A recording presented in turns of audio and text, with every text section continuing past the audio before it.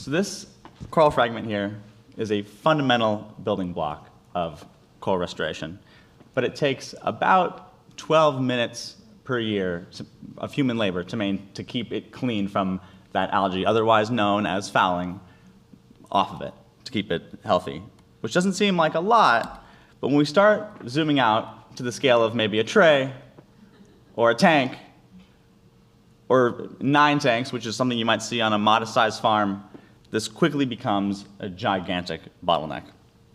30 days a year of just human labor for a modest-sized farm. So Savannah just talked about this a little bit, but stepping back a little, why is coral so important? It's an animal, and it supports about 25% of all marine biodiversity, while only covering less than 1% of the seafloor. But unfortunately, it's under threat. Events such as the 2023 bleaching event affected about 84% of Earth's coral reef ecosystems. So it's really a matter of when, not if, this is going to happen again, and so we are doing our best to mitigate that. How do we do this? Well, we keep them, it's a strength in numbers game, and we keep them in nurseries, either in situ, which means out in the ocean, or ex situ, like you see here, in tanks, until they're big and strong enough to be outplanted back into the ocean. There's a catch with this approach, though. When we don't have the natural currents and grazing in the ocean, in a controlled tank environment, this algae can really quickly take over, starve the corals of the photosynthesis that depend on, introduce diseases, trap sediment. So we do need to clean off these growth substrates. So I'm going to kind of take you through a flowchart of our toolkit for how we do this. If we do kind of just using a standard untreated substrate and do nothing, we just discussed, that's going to overwhelm the coral and kill it. So what we do right now is pretty simple, toothbrush method. This takes about 15 seconds to clean off, but also stresses the coral out. They do not like to be touched, not just 3D models, but even the real ones. They don't like to be handled, and they're very fragile. Or we could try to pressure wash, but the algae is extremely strong, and this generally doesn't work super well. But the Coral Guard, which we use now, is a non-toxic coating for coral growth surfaces developed by the scientists at the Coral Reef Ecophysiology and Engineering Lab at Scripps, which dramatically reduces fouling. You can see here the one on the right, much shinier, slippier appearance. And this is going to expand the options we have in our toolkit a little bit. So now that we have this, let's see, what happens if we do nothing? Well, 3 days after cleaning, it looks pretty good. The Coral Guard tiles show almost no fouling, and the untreated tiles are already going crazy with algae. But then after 2 weeks, the algae just goes crazy again, and you can't even tell the difference. So we can't do nothing. Well, we could toothbrush again. And this is what that looks like. Thank you, Rebecca, for having such steady hands and doing this perfectly the same on each case. And you can see, great, it does much better. You have a much cleaner tile, and it takes much less time. And looks, even after 15 seconds, it looks still much better. But if there's a coral on that, we still have to pick it up and handle it. So we haven't mitigated the handling risk. So what I want to explore with this is pressure washing. You saw how easily it came off with the Coral Guard on it. Can I pressure wash this instead and save a lot of time? I could either do this manually, but what I really wanted to get into was, can I do this robotically? Final note, it's also promising that we could introduce some natural algal grazers like fish and snails, but they are kind of an uncontrolled variable, and I did ask one to help us out the other day, and this is what happened. Hey, excuse me, Mr. Fish, do you think that you... Okay. So all jokes aside, that needs more research, and I wanted something I could control. We call that fish method section 5.3. Thank you, Stefan. Yeah. So the big questions. Can a robotic device clean off coral faster than, and with similar effectiveness compared to a human? And if so, how impactful could this difference be towards improving global coral restoration? For the next 8 weeks, my kitchen and desk would become my personal robotics lab. 100 hours of soldering, motor testing, nozzle testing, 3D modeling, 3D printing. Oh, I'm sorry. Did not mean to skip that. Yeah. For the next nozzle testing, 3D modeling, 3D printing, laser cutting, shrink tubing, metal cutting, and just one accidental gravity siphon incident, You're wasting all these trees. I was finally ready to lug my creation back from the makerspace for the last time and introduce it to some algae and fouled coral. Okay. But not before introducing it to my phone first. Pump on.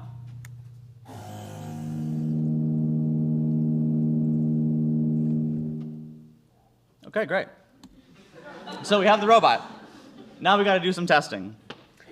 Unfortunately, I only had about 40 coral guard tiles growing algae to test, so I had to be very careful with how I did this. So rather than just trying to blast all of them at once and then have to wait weeks for the algae to grow again, I split it up and just used my full pump rate, fixed the nozzle diameter at 1/8 of an inch, and then did 6 different sweeps with just 1 tile per row, and then modified the distance and the time on each, like this table below. Unfortunately, robots, as you might think, don't speak a very human or scientist-friendly language, so it looks kind of like that. So I built a little interface to make it much simpler.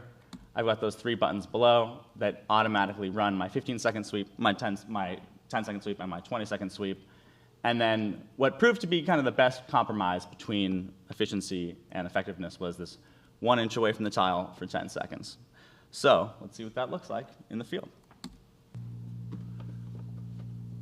1 inch away for 10 seconds.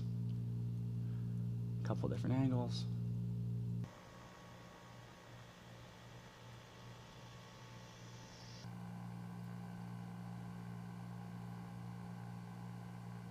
And then, of course, I have to try this with coral, too.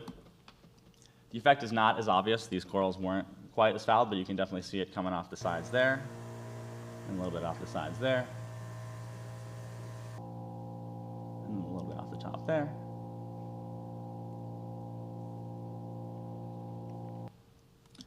And then, let's take a look at the results.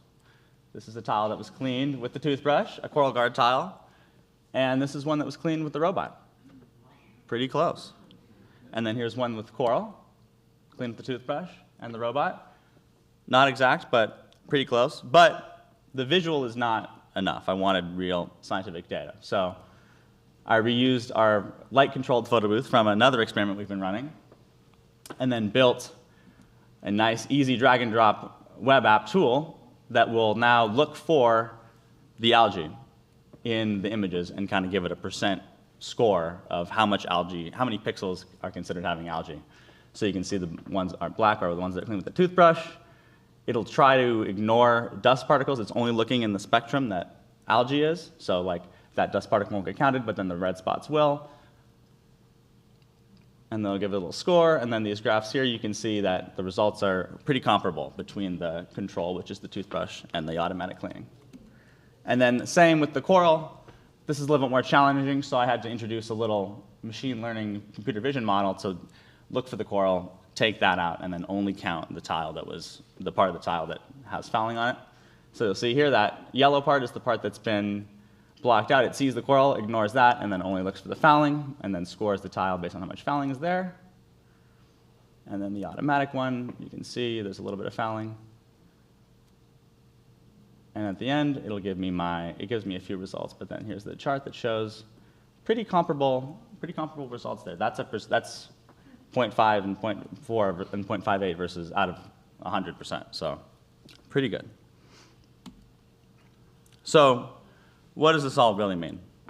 Well, coral restoration depends on scale and is fundamentally bottlenecked by manual labor. The majority of that labor goes toward routine maintenance, cleaning off algae off coral fragments by hand, one at a time, at scale. Coral guard coatings were an initial breakthrough, dramatically reducing the effort required to remove this fouling. And while only a prototype with a very small data set, I believe this robotic gantry is the complementary next step, automating the cleaning process and freeing up humans to tend to other elements of coral husbandry, which are not as easily automated. So I'd like to thank my Capstone Advisory Committee, my chair, Dr. Daniel Wankpersert from the CRE lab, Riley Meehan at the Scripps Sandbox Makerspace, and Fernando from Birch. And then special thanks to the entire CRE lab, a lot of which are here today. I did not expect that. especially Rebecca, who's between the two of us, we have about 100 hours of algae photography experience. Stefan for all of his mentorship, Ariel, and Nati for all the one-on-one sessions, letting me run through this presentation with them a million times. And then, of course, my entire MIS, MEC cohort, especially Tess, Maya, Sid, and Zach for their specific help. Thank you so much, Hannah and Samantha, and all my friends and family who are here today, and the ones that just surprised me like 5 minutes ago that I didn't get time to put on this slide. Thank you so much.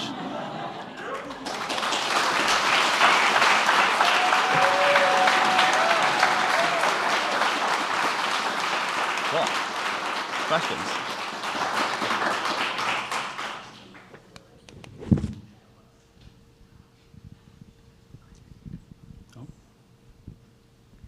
Thank you so much for showing how you can automate cleaning the coral tiles. I was curious about what the next iteration of your automatic machine could be. Like, Yeah. I'm imagining including a camera, so instead of manually showing where to point the pumps, maybe the camera can just detect it and move around the coral. Thoughts on that? Completely. That's kind of exactly what I had in mind, especially now that the tool for detecting the algae was kind of developed after the fact, but it's a super lightweight machine learning model that runs locally. It's not going up to any sort of server or anything like that. So if that can just be right there and look for the coral, look for the algae, and then tell it where to go, then we kind of solve the problem ahead of time and don't have to go back and necessarily check it. So that's totally something I'd love to do. Add another axis of movement. Not all branching corals are the same height. That's kind of an assumption I'm making here, but of course the nozzle will crash into it if it's consistent. So that's another thing that I'd like to look at. So yeah, it's definitely one that I'd love to get into a future iteration. Just we want to be mindful of cost. Yes. Great presentation. I was just wondering, what does the dance button do? Dance button. No idea what that is. No one ever asked about that. Yeah. I spent a lot of time on this, getting really late nights, kind of started going crazy. You got to find ways to entertain yourself. So I definitely did not spend a whole day working on this. If anyone is familiar with the Rick-rolling trend,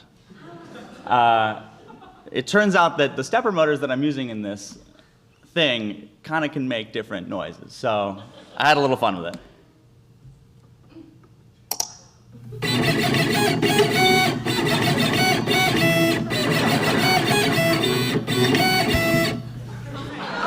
There you have it. That's what the dance button does.